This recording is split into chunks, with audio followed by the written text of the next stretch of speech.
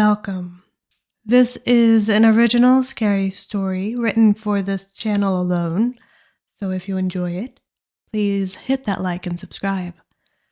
These two actions really do go a long way. Anyway, today's story is called This Medical Study Isn't What I Thought It Would Be. Let's get into it. My phone rang and I snatched it up. Hello? Hi, is this Margaret? A man with a smooth voice asked. Even over the phone, I could hear he was smiling. Speaking, I responded, as my heart raced and I paced about my living room. I knew who was on the other line, and I could barely contain my excitement. Last week, I signed up to become a paid medical tester.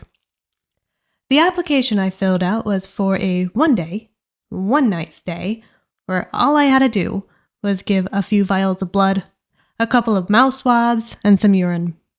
And for what they're paying me, they can have all the mouth swabs and urine that they wanted. Breaking through my reveries, the man recapped that they would take the bodily fluids already mentioned, and that the time frame was only a day, perhaps two, if they ran over. The payout is $5,000. Are you still interested? He asked. Do dogs love walks? I thought to myself, and then out loud I shouted, I would love to do the study. I cleared my throat and tried to tone it down. Yes. Can you remind me what the study is about? And when do I have to arrive? We're going to test your cortisol over the duration of the study and compare it with other like subjects, as well as people on new medication we're testing. How about 8 a.m. on the dot for arrival? He answered, sounding almost as excited as myself. I had only asked what the test was about because I thought I should. So I said, Oh, makes sense. Good luck. And the time works for me. Perfect. I'm emailing you a list of things as we speak. See you tomorrow. I checked my email, found the one from him, and then printed out the list. Water bottle, extra clothes, shoes, blankets, winter jacket, mittens, and a wool hat. I laughed. They must have given me the wrong list. We were in South Florida. I checked my phone for the number to call back, but it's not there. The call came from an unlisted number. I checked the email again, but it was one of those don't reply kind of emails. Little did I know at this time, but I would need those winter supplies dearly. I decided to follow the rules and pack everything they said to pack, even though I didn't even own a winter jacket. Or at least, not the kind of winter jacket that would even compare to the type of coat I had when I lived in Chicago. The next morning, I arrived and checked in. The woman at the front desk handed me a bunch of forms with tiny font to read through and sign. I could barely make out the words, let alone read it, so I briefly skimmed through the documents, signing, initialing, and putting the date in as needed. 15 minutes later, I was done and handed the forms and clipboard back to the woman. She smiled at me and gestured for me to go with a man standing about 10 feet away. He was youngish, maybe late 20s or early 30s, and he wore the traditional long white jacket. He had dark brown hair and glasses. I stepped up to him. He patted my arm warmly and asked, How are you doing today? I'm great, I answered as we moved towards the long white table.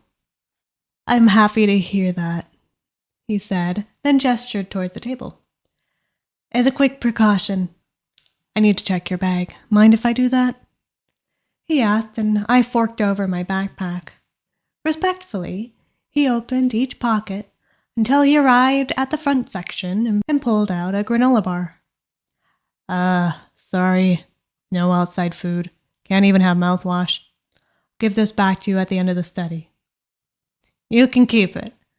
I joked, and we continued down a hallway with doors on either side. Some of the doors were open, and I spotted the traditional medical bed, doctor desk with a computer, and the two hard plastic chairs typical of many doctors' offices. "Not stressed out at all?" the doctor asked, turning towards me as we continued down the fluorescent-lit hallway. I pulled back and crinkled my brow.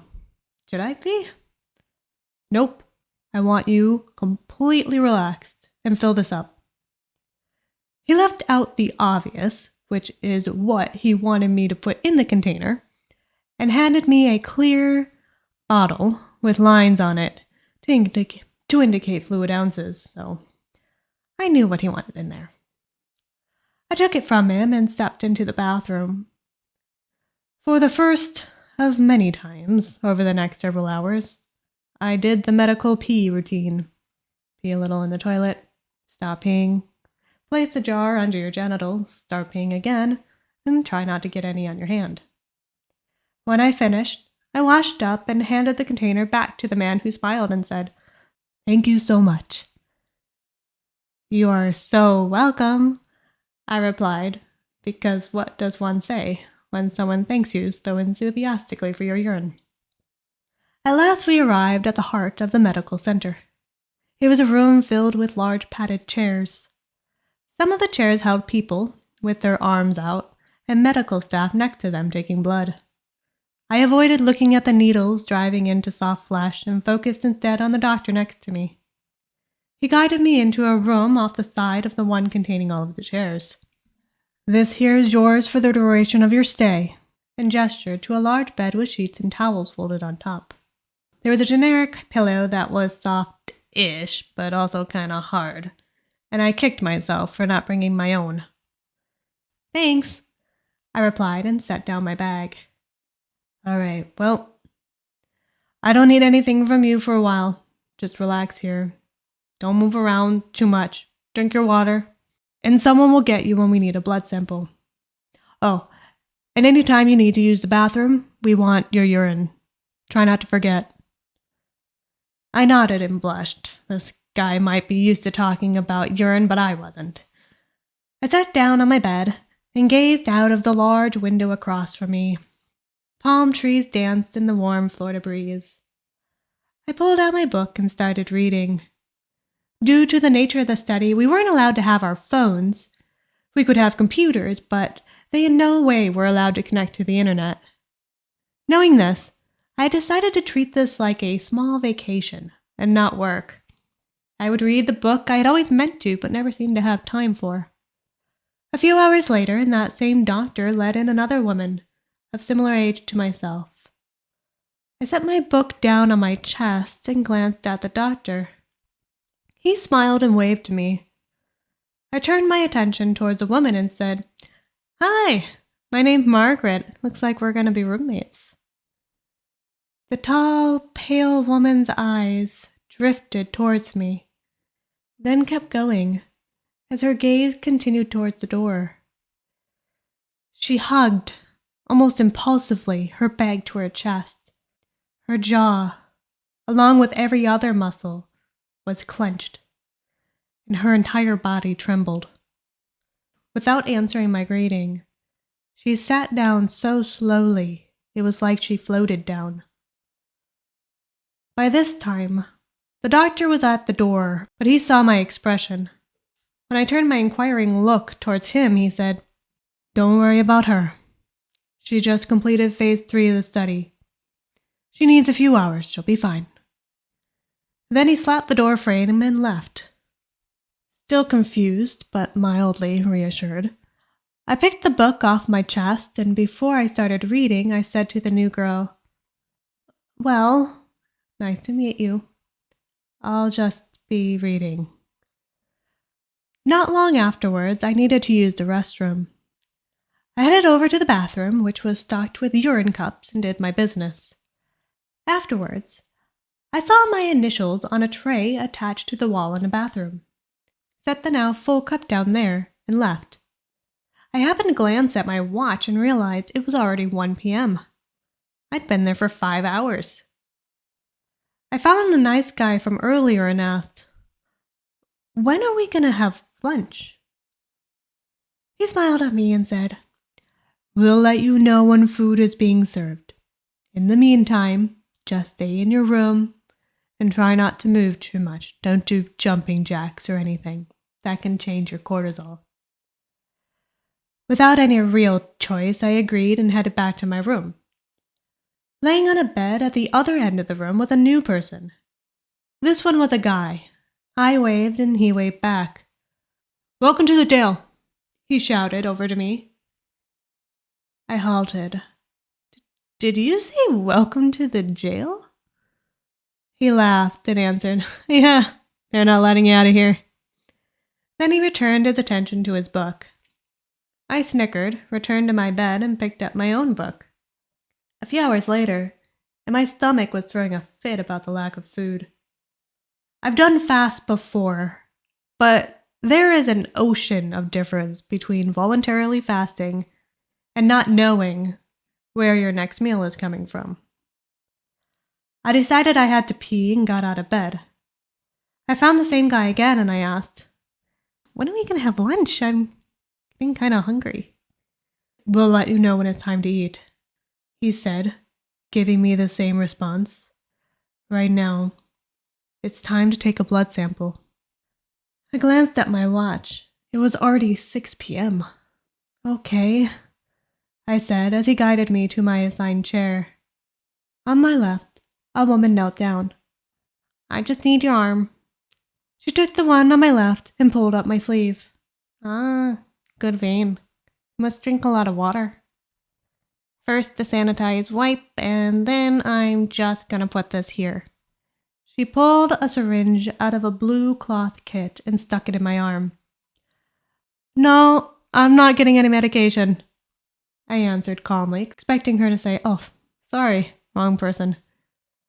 But instead, she gripped my arm so tightly I expected I'd have bruises the next day. "I'm doing a cortisol test. I'm only supposed to give samples," I shouted. She ignored me. Her fingers dug deeper into my arm, and she injected a cool liquid into my well-hydrated veins. "This is for the cortisol test," she said almost to herself. As the sample coursed through my system, my eyes drooped and I fell asleep. When I awoke, I was back in my assigned room. A clear tube ran out of my body into a bag next to my bed. Dazed, I checked out the window, and there was snow, coming down in sheets. I abruptly sat up, which pulled on the tube collecting my urine. I screamed, and a woman dressed in a white lab coat entered my room. "Stay where you are," she commanded. "Where am I? You're not supposed to move me. I'm on the one-day test." The woman stepped closer to my bed.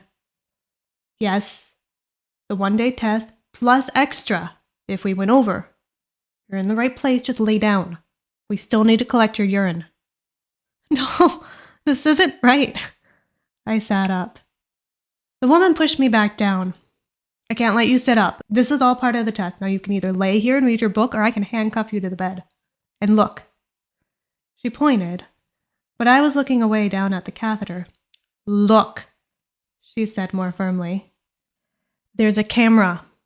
If you get up, we'll know, and we'll come help you." She paused and grabbed my wrist. "You're not supposed to have this." She removed my watch. "No electronics for phases 2 and 3. I laid back down, defeated. Tears brimmed in my eyes, but my book was next to me, so I opened it and tried to distract myself. I was still really hungry. I hadn't eaten or spoken to anyone that wasn't a nurse for an untold amount of time. I tried to read, but ended up drifting back to sleep. When I next woke, the catheter was out. The window still showed snow, and I turned to my side. The man who first greeted me yesterday, or whatever day that was, entered the room. "Are you ready for the final phase?" he asked. I shrugged. What were my options?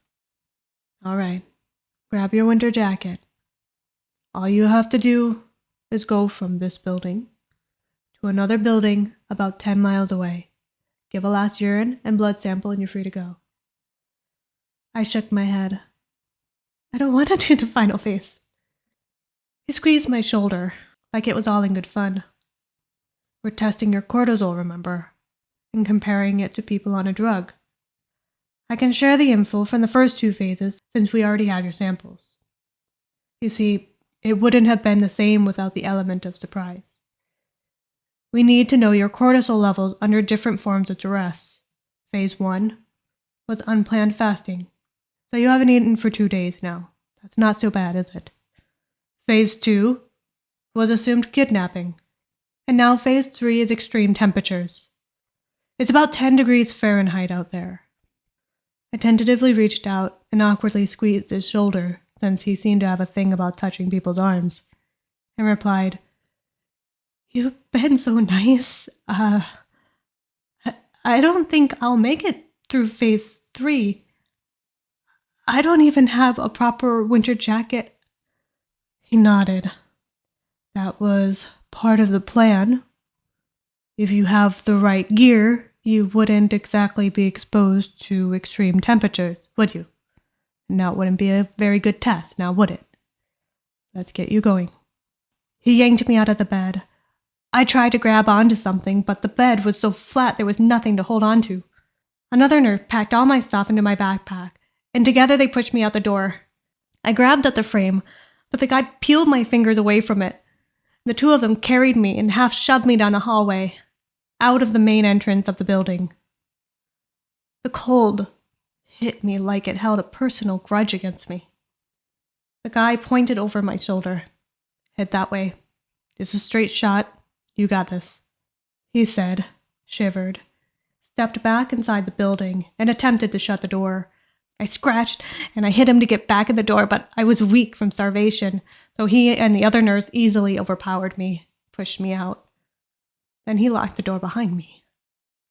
I scrambled to put on all the extra clothes I had brought, along with my jacket, hat, and mittens. The wind cut through my clothes, and I shivered.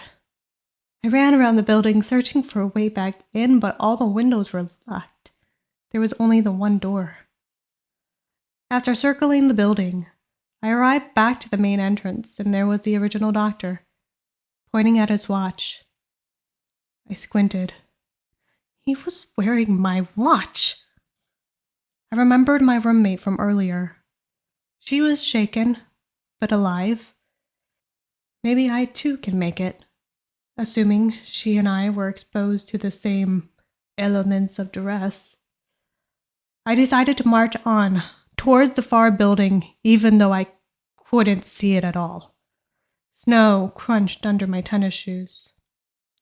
I felt like I was walking for hours in this wasteland, and it was so difficult to see.